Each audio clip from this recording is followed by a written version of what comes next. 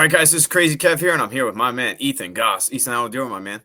Oh, I'm doing great, man. How you doing? Doing good, man. Can't complain. And Ethan, man, you had some big news recently. You got signed to the PFL, and you have a fight coming up in August. I mean, talk to us a little bit more about that signing and what that was kind of like.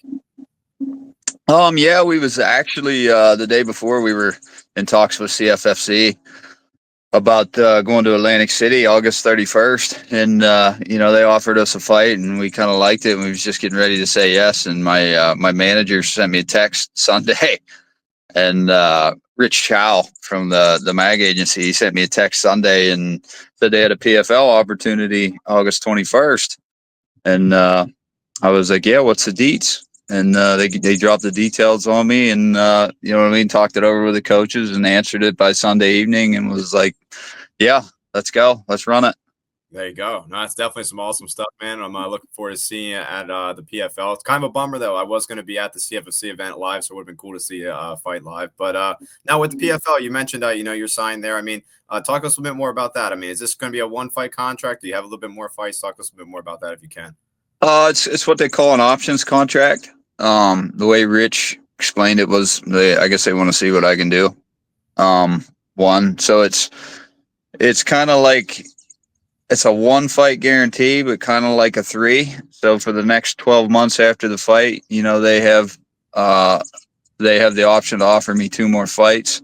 I'm also able to go fight elsewhere, but I have to basically, if I get offered, I have to reach out to them, and they can say, no, we have something for you, or they can say, yeah, go ahead and take a fight. So it's kind of like a loose 3-fight contract, which is kind of cool. You know what I mean? It gives you options, and because you never know what's going to happen or what's going to pop up.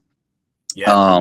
So yeah, I mean, it just made sense for us at this point in my career, and at the age that I'm at, and as many years as I've been doing it, it's just about damn time. Yeah, no, I was just about to say that, man. When it comes to the PFL, I mean, was that kind of an organization you kind of been eyeing up for a while to kind of try and join? Yeah. Pretty much any of them. I was open to, one UFC, PFL. I was, obviously I originally really wanted to go to the UFC, but they like the younger guys that are undefeated and all that stuff, and it's a lot harder to get in there when you're older. And I was on a really strong 5-year undefeated 7-fight win streak. I captured two regional titles, at two different weight classes. The 247 fighting championships. I won their featherweight title 3 years ago, and I won their lightweight title coming up on 2 years ago. You know what I mean? I spent the last, 11 fights fighting for them out in Pittsburgh.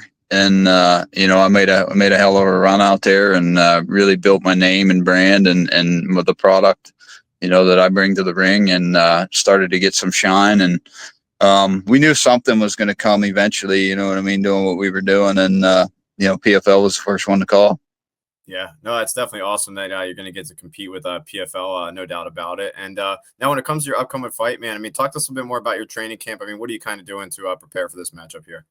Well, I'm in Central PA in the middle of the sticks, and MMA is not real big around here. The only shine that this area has ever really gotten is Bo Nickel over at American Top Team Happy Valley, which even he himself ends up going down to Florida for most of his training camps, down to the main ATT gym. But his gym's about 35 minutes from me.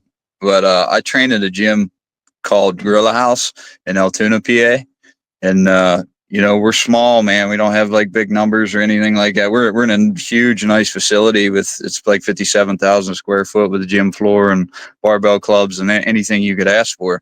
But as far as like the MMA program, it's not major, and it was never major in this area.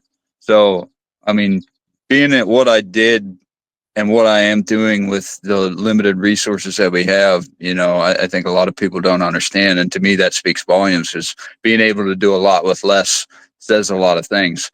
But yeah, I do, my main training at Gorilla House Gym in Altoona, and, under my coaches, Ray Ross and Darren Cassidy. And, Darren's son, he's got two boys. One's a 2-time state champion in Virginia wrestling, probably going to be a 3-time this coming year.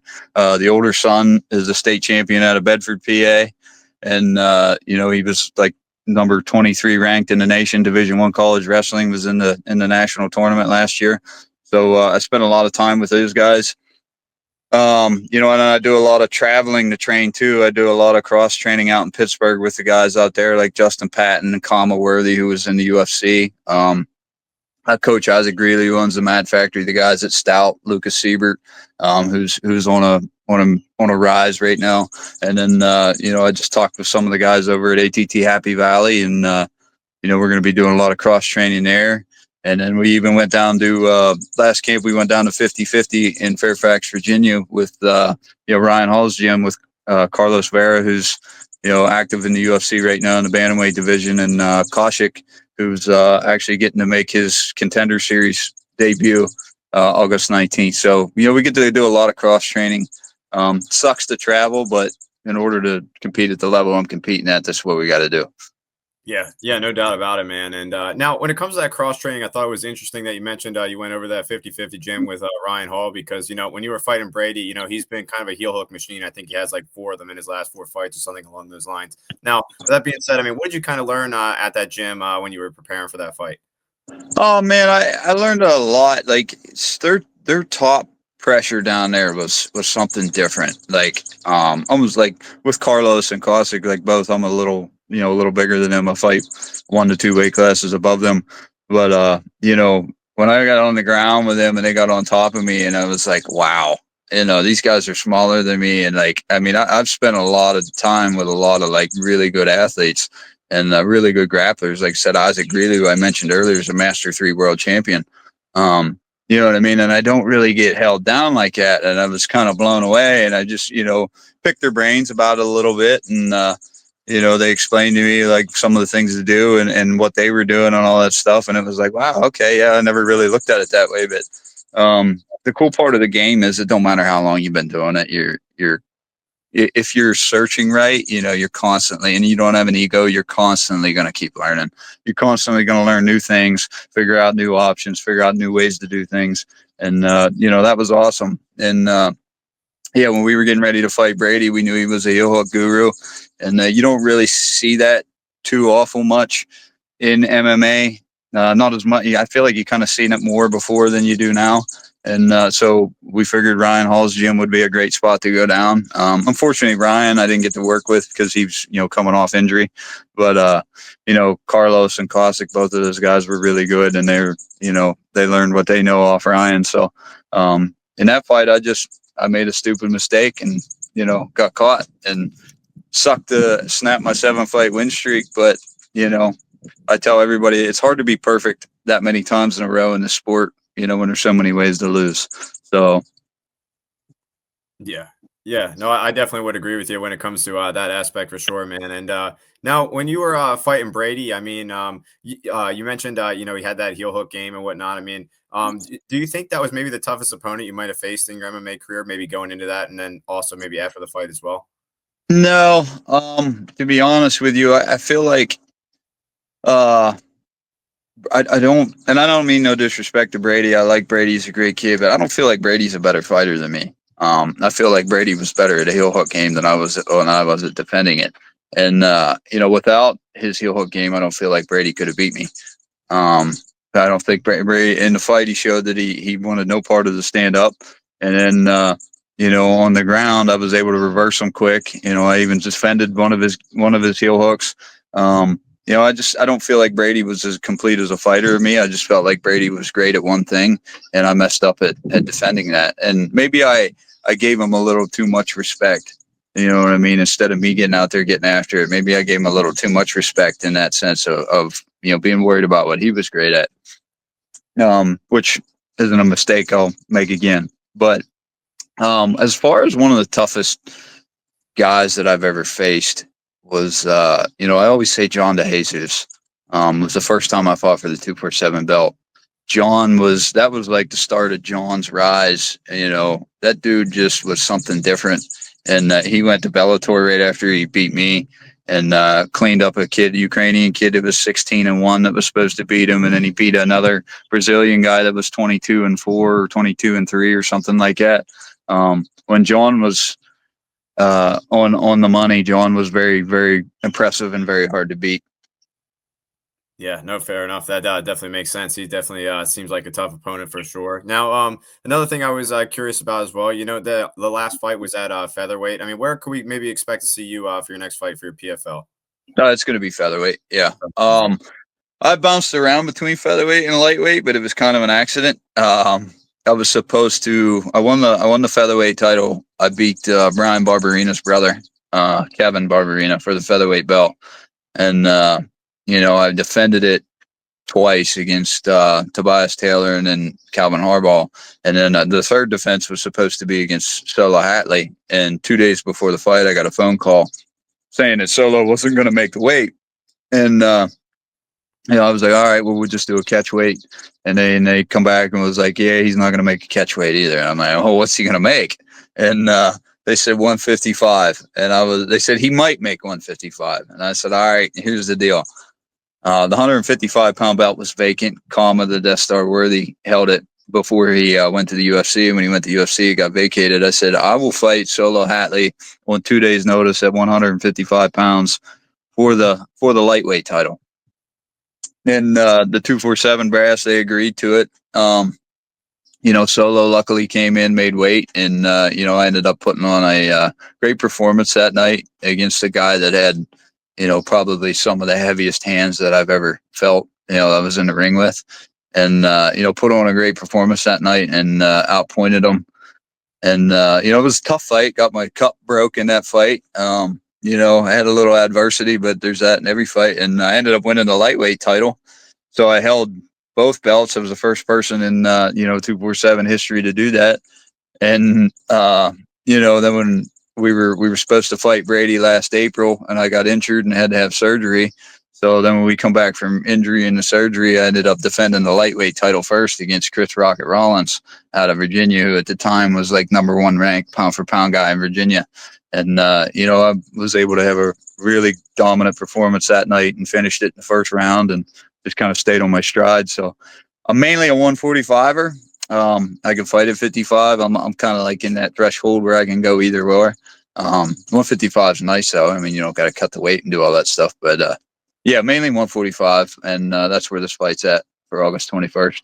Very nice. So that's definitely awesome to kind of see you back there at featherweight. Now, you mentioned you were on that long win streak with 7 big wins. I mean, talk to us a little bit more about when you were training. Maybe what was maybe some of the best advice you might have got in the gym during that long win streak? Just figuring out self-belief, really. When that started, I think I was 5-6 overall. I kind of had a rocky start to my career. Like I said, I come from Central PA where there was no fight promotions, no real gyms. So I was always traveling to fight. And I kind of turned Pittsburgh into my second home, and they accepted me as that out there. The fans and everything did. And, so I finally started being able to build myself. I didn't get a chance to build, my first 10 fights in my career, 11 fights in my career. And so we finally got a chance to build. And, talking with Isaac Greeley, I remember I was getting ready to fight Matt Gaffney. And that was when the run started. And, he was a Wisconsin state champion wrestler. And I just remember being in the back and Coach Isaac was like, you're a savage, man. Like, you're a savage. And then I kind of thought, yeah, I am. And so I just kind of kept telling myself that. And, I went out and had a great performance that night. And then the next fight was against Skylar Sudo, who was right out of Bellator. And, him and I had fight of the year in 2021. And I beat him by a split decision. And then that pretty much gave I don't know, something clicked in there in that fight, and everything was going the way it should go. And I believed in myself. And, I got to the point where every fight I walked into, I knew I was the man, and I knew I was the guy there, coming to dominate. And, the mental part of it was really the main key. But, I trained, like I said, I trained with Darren Cassidy, who's a phenomenal one of the best striking coaches people probably have never heard of. Teaches a lot of things people don't understand, like you don't see in the sport.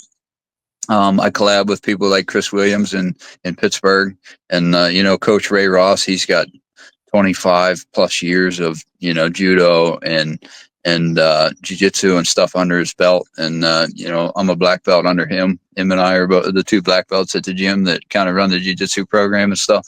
So, you know, just nonstop work ethic. Just never quit, no matter what happened, whether you win, whether you lose. I just kept showing up, and then it just finally all clicked mentally and got me over that hump, and, you know, got me to the point now to where I become a national prospect. So Yeah, no, you definitely are just growing and growing after every single fight, no doubt about it. And now, when it comes to that self belief, I mean, after your last fight, do you believe you lost any of that self belief? Do you believe you gained any more in the gym? I mean, talk us a bit more about that. not at all, man. I feel like I picked up, like I got right back to the gym and felt like a monster, you know, as soon as I got going back in the gym. Like I said, and I'm not taking anything away from Brady, but I felt like, and I said this to a couple people, like, I hate to say that it was a fluke, but it felt like a fluke. It felt like I didn't lose because I was bested. It felt like I lost because, you know, I made one mistake. And I always tell everybody I have no excuse. Anytime I've gotten beat, I got 7 losses on my record, and those 7 times I lost because I wasn't good enough that night. And that's what it boils down to. I just wasn't good enough that night. But you know, as far as confidence and preparation and stuff, I'm still the fucking man. You know what I mean? In my head, like, I'm still the fucking guy.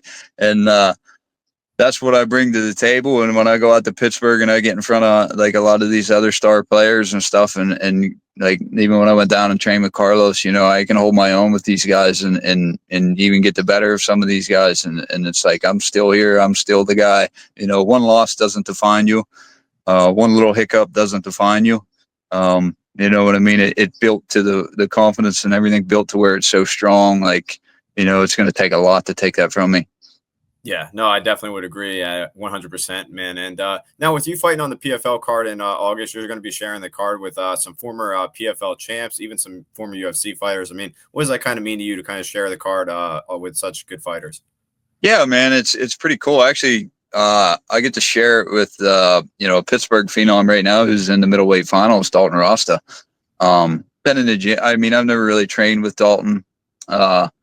He's obviously a good bit bigger than me, but you know, been in the same gym and the sparring rooms and stuff as him, and been around him and seen him at shows, and, you know, briefly talked to him and stuff. But yeah, Dalton's going to be in the middleweight finals that night. You know, I'm not sure who else is all going to be on the card, but we got, you know, when I kind of got that starstruckness out of me when I got the fight at Bellator 186 in State College at the Bryce Jordan Center, when, you know, Ryan Bader headlined and Phil Davis was there, and Ed Ruth, and you know, a lot of those guys. Hoyce Gracie was in the back, Randy Couture. You know, like, you got to meet and greet a lot of those guys. Robbie Lawler was there. Like, so, you know, I'm kind of past that point where, you know, I don't really care. You know, I'm there on a business trip. It's cool to, like, you know, you talk to some of those guys and see some of them and stuff, and like maybe get to know some of them. But as far as like being starstruck, man, I got one thing on my mind, and that's winning come August 21st. That's doing whatever it takes to win. So I don't really care about that other stuff. All that stuff's just noise that I kind of just, you know, mute out. Yeah, no, I definitely think that's a good mindset to have, especially going into the PFL for sure, man. And now, obviously, you know, you're a beast and whatnot in the cage, but I mean, what do you kind of like to do outside the cage when you're not in there training and fighting? Man, I'm a busy guy. Like I always tell people, grew up in the sticks in Central PA, and born and raised and fed off the beef we raised and the potatoes we planted. Um, I I run an excavating business with my father, so I work every day. You know, we go out and it's just me and him, so it's not like we have a bunch of employees or anything. And so I do it all from, you know, going to look at jobs to estimating, bidding, to going and being the guy in the ditch with the shovel. And I do that every day, you know what I mean? And I come home and I leave the house. I'm here for a half hour, leave the house, go to the gym. I spend the rest of the evening in my gym. I'm constantly on the run. But I'm always into anything. Like, we, you know, growing up where we did, we always rode 4-wheelers and dirt bikes. And, you know, I'm a kind of a gearhead. You know, I built project cars, and, you know what I mean, put motors in vehicles that they don't belong in. And I kind of I always like to say I'm a jack of all trades, but master of none. Just kind of learn how to do everything and do all that stuff. And, you know, my father, he's he's one of those guys that's done a little bit of everything, and he's amazing at everything that he does, and smart with figuring things out. And I learned a lot from him from a young age. I grew up, pulling levers in a machine and driving trucks when I was 9, 10 years old. So I stay very busy. And then my wife and I brought a newborn baby home a month ago, so we're taking care of that too, and raising the baby and all that stuff. So I stay very busy, man. Just constantly on the go, constantly doing something. Like I said, I wasn't blessed where, like, you see a lot of these fighters come out of big major gyms where that's all they do. They train 3 or 4 times a day, and every single day, and that's their life. That's what they do. I didn't have that opportunity here. I would love to have that opportunity here, but it just wasn't here. And I got a big family and stuff, and moving wasn't really an option. So I made what I had work, and I grew to what I grew to as a fighter, and it got me to go to the big show. So we're gonna keep doing what we're doing. Yeah, no, I definitely think keep doing what you're doing for sure, man. It's definitely working, as you can see. Now, one thing about me is I'm a Taekwondo instructor. I have a bunch of guys at my gym, and now with all the guys I have at my gym, what advice would you give to them to keep on coming into the gym and to get better and better in every class? Just keep showing up. It's just simple. That's all it is. Just keep showing up. And that's the hardest part for anybody is the consistency. It's same as like in jiu-jitsu. You show up your first day, you're a white belt. They always say the hardest belt that gets the white belt. You show up, you get the belt. They roll with guys like me or guys that are higher level, black belt, brown belts, and they're like, "Oh man, I really want to be there." And it's like, "Yeah, well, it took me 10 years to get here. I've been doing this every single day for 8, 10 years." They're like, "Oh wow, that's crazy." And it's like, yeah, but if it's if you find something that you want to do, and you find something that you go after, put the work in and go after and put your time in and be consistent about it. I've always said multiple times, don't spend 40 hours a week making somebody else's dream come true and not spend any hours a week working on your own. If being karate, taekwondo, if that's what you want to do with your life, get your ass in the gym and work on it when you have and make it a priority to be there. I've seen a lot of great talent come in, especially even in our area, a lot of kids that could have made a lot of big noise come in, but just not be consistent. You know what I mean? Not actually commit to it. Once you commit, over time, it's eventually just going to get you to that point. Be a sponge in the room. Any questions, ask questions. It doesn't matter. Always pay attention. Listen to the coach. Listen to the instructors. And just continue to show up and show up and show up repeatedly, because guys like you who's teaching and guys like me who's at the higher level, we notice that right away. And we notice the guys that are real and the guys that aren't. The difference between hobbyists and, people that really want to pursue it. So, yeah, commitment's the number one thing, man. Yeah, no, I definitely think consistency is really key, and definitely staying committed, no doubt about it. And Ethan, man, it's been awesome having you on the show. I really appreciate you taking the time, especially out of your busy schedule. I mean, what's maybe your final message out there for the fans watching this video? Tune in August 21st on ESPN Plus. Right, you're gonna see a Central PA kid come do something that he wasn't supposed to do. We're gonna shock the world that night. But everybody that's been on this journey, from the coaches to the promoters, the 247, Ryan Middleton and Hunter Helmesteck. Like I said, I already named the coaches, Ray and Darren, my wife, everybody that's been involved in this, my family, everyone that's been following me over these years, that's been supporting me in this and stuff. I'm beyond grateful for. Now we're heading to where we wanted to go, and now we're going to do the damn thing. So just keep your eyes open. Yeah, we're looking forward to watching you perform out there August 21st. And my man, Ethan, thank you so much for taking the time. It means a lot to me. And best of luck in that upcoming fight, my man. Thank you, brother. It's an honor.